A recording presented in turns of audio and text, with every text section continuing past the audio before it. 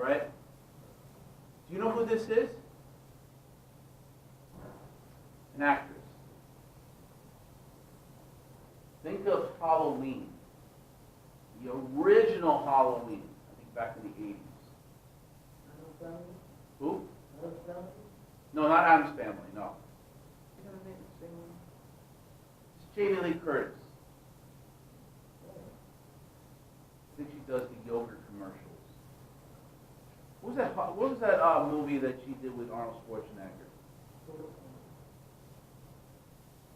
Something Collateral Damage or something like that. Anyway, she's a female or male? She looks female. But she's male. Now, let me just explain something to you before I get in trouble with this. And I'll explain what this is all about. I'll explain it. From sources that are very credible, and many sources that are credible, all right?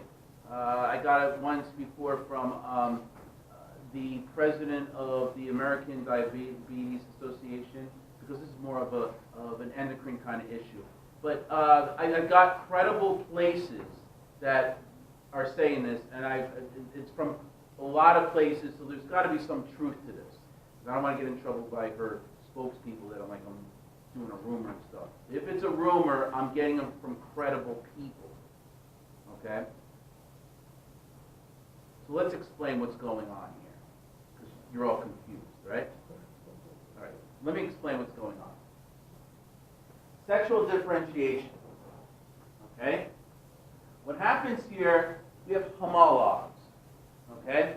And undifferentiated anatomical features. What happens here is once the egg and sperm unite, up until 5 weeks of gestation, if you look at the baby or the embryo, you can't tell if it's male or female by looking at it. Female than male. All right? But you can't tell until something happens. Okay? The features just it's ambiguous. You just can't tell what they are. Remember how I said that was the last hormone you had to worry about? I forgot about this one. There's one more.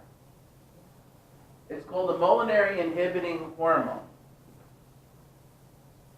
It's also called the Anti-Mullerian hormone. Same thing. There's ducts that develop into male and female genitalia. Okay? They're the Wolffian ducts and Mullerian ducts. If it's a male, meaning XY, and you learned about XX and XY, right? Genetics and stuff? All right. If it's an XY, the XY has a hormone that becomes present about 5 weeks of gestation.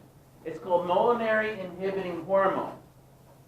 The Mullerian ducts will turn into female features.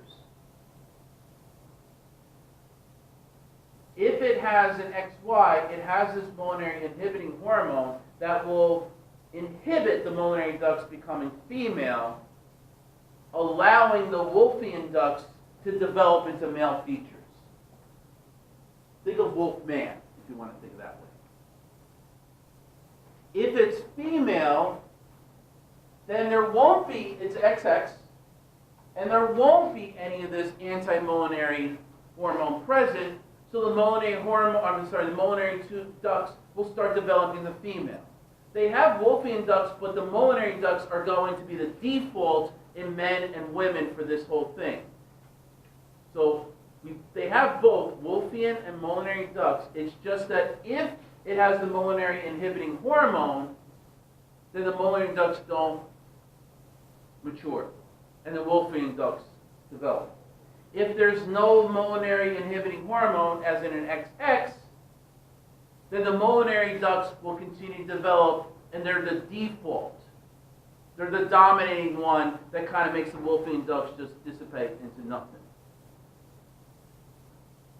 Wolffian ducts become male features, Mullerian ducts become female features.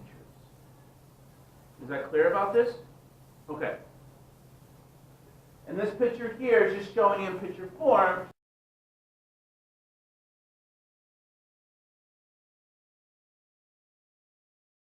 that if you're XY, you have testes, the serotoli cells in the testes are going to make anti-Mullerian hormone, which means you're going to now make Wolffian ducts turn into male genitalia. If it's an XX, there's ovaries, there's not going to be any anti-Mullerian hormone there. And it's going to then allow the Mullerian ducts to form into female features.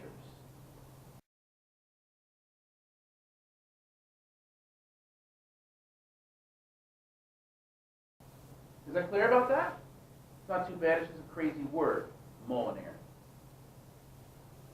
Now, this is where it gets interesting. You don't have to worry about memorizing all this, although you probably want to because you'll be very fascinated by it. This is the internal genitalia, okay? And up until 5 weeks, this is what it looks like. You see how for the fast glance, it looks more female than male, does it not? Okay?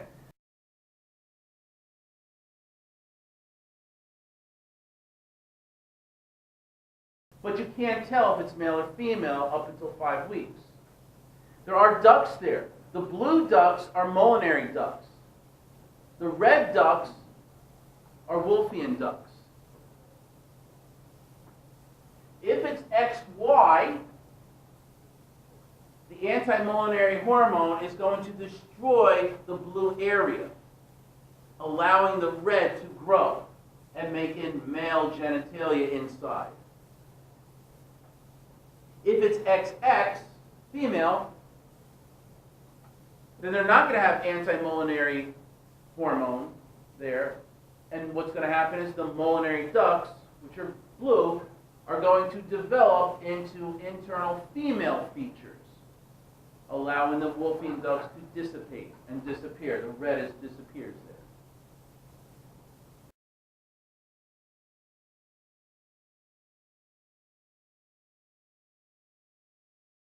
Does that make sense? Interesting. You gotta admit this is interesting. Take a picture of this, leave it on your cocktail table for Christmas. You don't think someone's going to say, what is all this? They're going to be fascinated. Right? And now you can explain it to them in a scientific way. Let's look at external genitalia. This is what it looks like up until 5 weeks.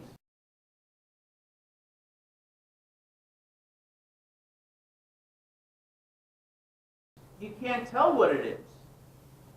But certain things develop. Like the yellow here. Follow the yellow area. All right, it's called the glans area.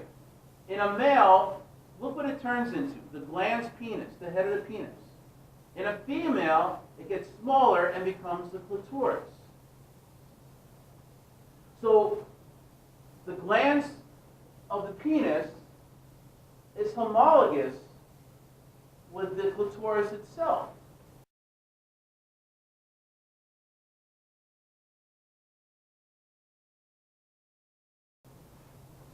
Look at the way the blue area is.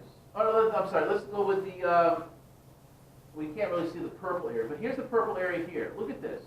The purple area becomes the scrotum for the male. For the female, it becomes the labia majora. So the scrotum and the labia majora are homologous with each other.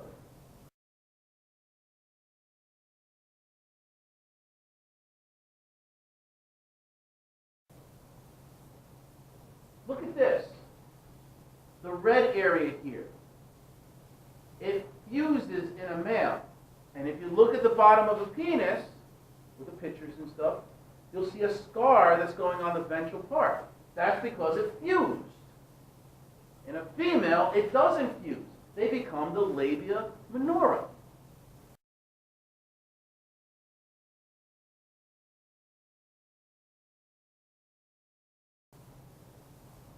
And you can see where things might go wrong. In a male, it might not fuse, and you got an opening there. In a female, it might fuse, and there's no opening there. These are where all conditions come through. For you to understand it, you got to see where it's coming from.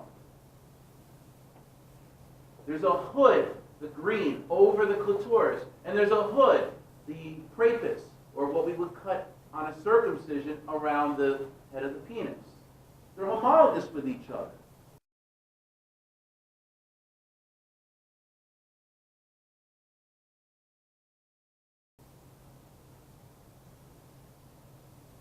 Make a copy of this and put it on a cocktail table. You don't think people are going to say, what is this all about? And you're going to be very scientific. It's a fascinating picture. I wouldn't put it out there, let alone your fireplace mantle. But what I'm saying is, it is fascinating. Okay? But up until 5 weeks, you can't tell the difference. So what happens when things go wrong? Which is what I like to always throw into my classes, right? What happens when things go wrong? Then we have ambiguous genitalia. That is not a medical term. Ambiguous means we can't figure it out. We're confused. It could be this or it could be that. Ambiguous genitalia. And you do have babies that are born and you can't tell what it is. There's ambiguous genitalia. I've delivered over 3,000 babies. I think there was about two babies we couldn't tell. So we couldn't say, congratulations to your baby, because we can't tell. Does that make sense? All right? You know, you can't tell if it's a micropenis, literally, that's the term for it, or clitoral megaly, which is an enlarged clitoris, right? You don't know which one it is, and we need to know. So we have to do a chromosome study on the child to see if it's XX or XY. This is where hermaphrodites come in. A true hermaphrodite, very rare. Never seen that. A true hermaphrodite contains testicular and ovarian tissues. That's extremely rare. I don't know if anything has ever been out. I guess it has, but I've never seen it. Not even textbooks. But it's, I guess textbooks because it could happen. But a true hermaphrodite, you've got to have ovary and testicular tissues there. What we do see more often is pseudo-hermaphrodites, where it's going to contain testicular or ovarian tissue, but the external genitalia is just unclear. It's ambiguous. Okay? These are examples of what I mean. See, look. Is that an enlarged clitoris, or is that a micropenis? When a baby comes out like that, you can't tell. Like this, or that. Does that make sense? That's ambiguous. And we got to do other chromosome studies to see what's going on here. Okay? Let's talk about testicular feminization. All right. This is what testicular feminization is. We're going to go back to endocrinology a little bit. Hormones have to go to certain receptors, right? Like a lock and key. So here is a person who is XY, male. And it's going to produce a lot of testosterone. But in a person who's got testicular feminization, they don't have receptors for testosterone. Not born with them, or they're born with very little. Either way. So now, the body's producing a lot of testosterone, but it has no place to go. Does that make sense? Now, I'm male. Let me check. I'm male. Okay? I have to say that with this kind of talk today, right? Sure. So, I have testosterone receptors, but I also have estrogen receptors. Women also have estrogen receptors, and they also have testosterone receptors. It's just a lot of my estrogen receptors are just not flooded. They're not being filled because I have a lot more testosterone than estrogen in my body. Does that make sense? And vice versa for females. There's more estrogen receptors that are being filled than testosterone. But look what's going to happen here in testicular feminization. You have all this testosterone and no receptors. So this testosterone starts building and building. But the body says we have too much of it, so we're going to have to get rid of it. This is what it does. In order to get rid of it, to become cholesterol, because it's a steroid, it has to first turn into estrogen, and then it becomes cholesterol, and then the liver takes care of it. All right, it's a stepping process.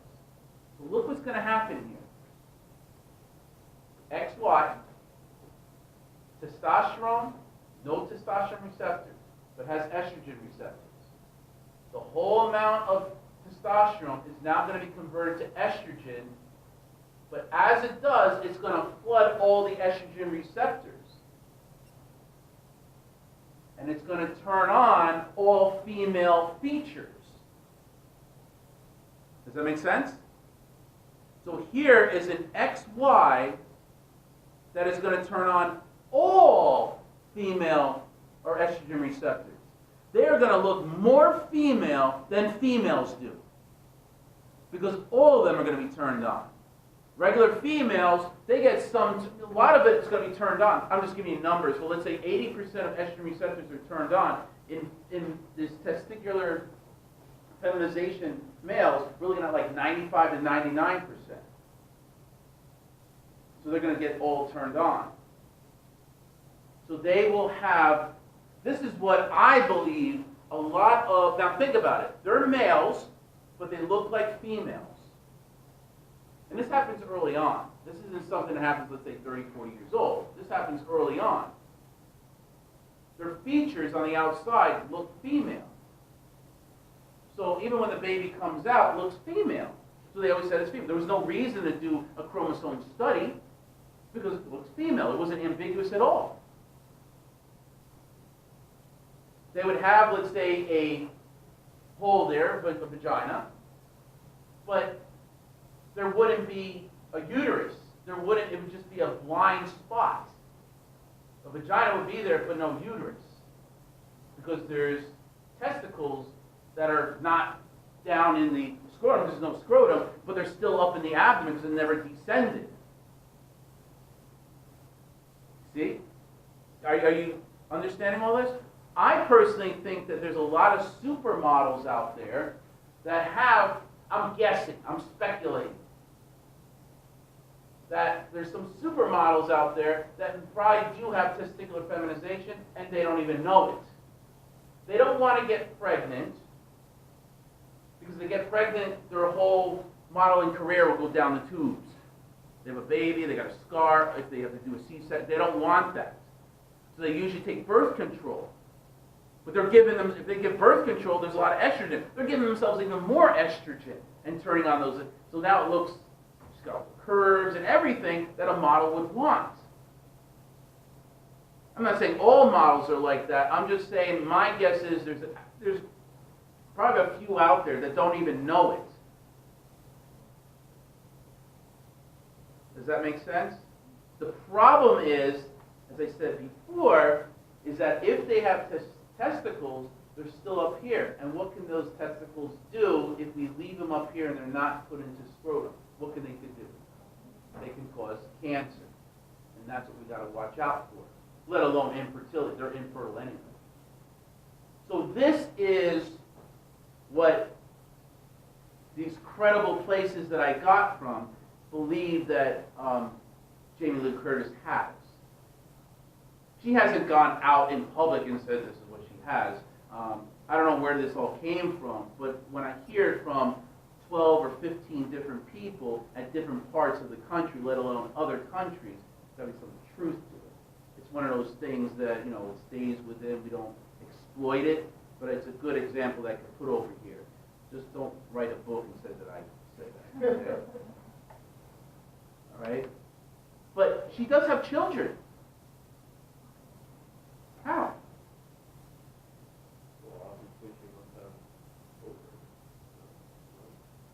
adopted.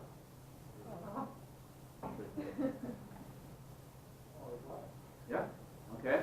She's married to who's the guy from this is Spinal Tap and was on Saturday Night Live. I forgot his name. He was another actor. He was also in what was that movie with all the dogs? First Place in Show or something like that. It was a number of years ago. Anyway, so she's married to another actor. But anyway, don't want to get involved with them. Okay. I'm just saying that's what that probably is. Okay. So anyway, everything. So it's a testicular feminization. Person who's XY. Okay. Testosterone receptors are not working. So they either have it or just not working, or they're not working well. And what happens here is that testosterone has no effect on the body. So the buildup of estrogen, one second. So the testosterone has to be converted to estrogen as an intermediate to get out of the body. The liver can take out of the body. But as an intermediate, the estrogen is going to flood all the estrogen receptors, and that's where you're going to have these beautiful female features that's happening. Like I said, examples that I think are the female models may have this.